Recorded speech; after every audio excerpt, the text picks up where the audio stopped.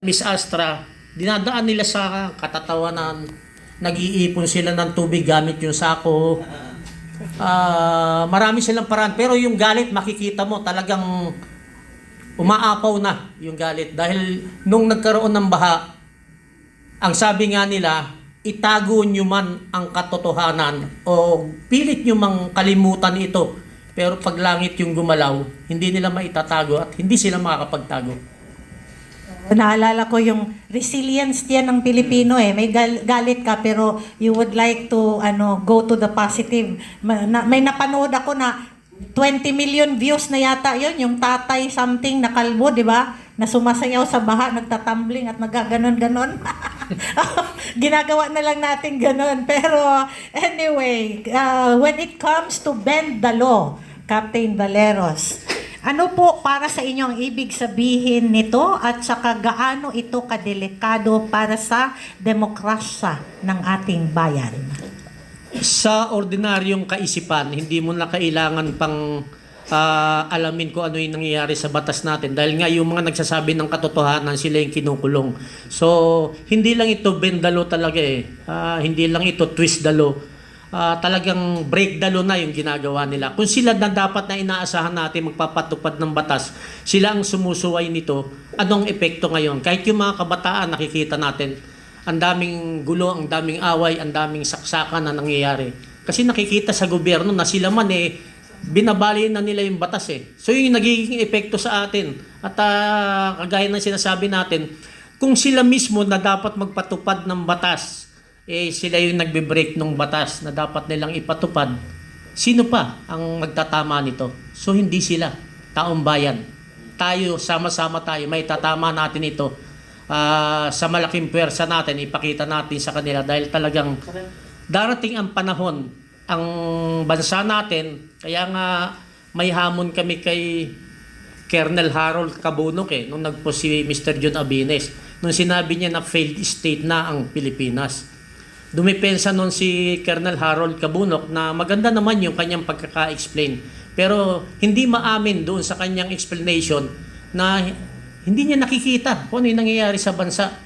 So ako mismo magsasabi, sarili ko tong pananaw na papunta na talaga tayo doon sa failed state at yun ang nakakatakot. Yun yung katanungan ko ngayon eh. Kasi sa gitna ng lahat ng itong mga nangyayari sa ating lipunan, ano na nga ba ang tunay na kalagayan ng bansang Pilipinas? Yung nakaraang SONA ni BBM, hindi naman yun ang tunay na kalagayan ng bansa natin. Yun yun ang kanyang panaginip. Yun ang nakita niya sa panaginip niya. At yun ang dineliver niya. Ngayon, sinang-ayunan naman niya ng mga kasama niya na nananaginip rin. So, lahat ng binanggit niya, SONA ng panaginip yun eh. Hindi yun ang kalagayan ng bansa. Ang kalagayan ng bansa, nakikita, nararanasan ng taong bayan. Yan ang totoong kalagayan ng bansa. Baha dito, baha dyan. Nakawan dito, nakawan dyan. Naghihirap na tayo. So, yan ang tunay na kalagayan ng bansa. Hindi pwedeng itago eh. Lumalabas yung katotohanan. So, managinip man kayo ng managinip na hindi kayo mawawala sa pwesto, panaginip nyo lang yan. Kaya pala nakatulala sa hangin. Di ba? Nananaginip ng gising, nakatulala. Kantahin mo para mas masaya, dali. Nananaginip ng gising, nakatulala sa hangin. Yay! Ayan, di ba? Singer din yung ating kapihan director, di ba? At syempre, dahil dyan, sa panaginip na yan, di ba? Ang tindi ng panaginip ng ating Pangulong Bongbong Marcos. Hello, lumabas ka na ba? Simula ng nagdaming baha ngayong nakaraan, parang where you na, Pangulong Bongbong Marcos? Nanaginip ka na ba na dahil baha ang Pilipinas, nakasakay ka sa rocket papuntang Mars? Oh, di ba? Nasa Mars pa yata kasi hindi pa natin nakita na lumusob sa Oh, ayan. And huli na lang ito, katanungan sa iyo sa segment na ito, Captain Valeros. Ano ang pinaka number 1 na prinsipyo na taglay ng iyong puso at ano ang mensahe mo para sa administrasyon?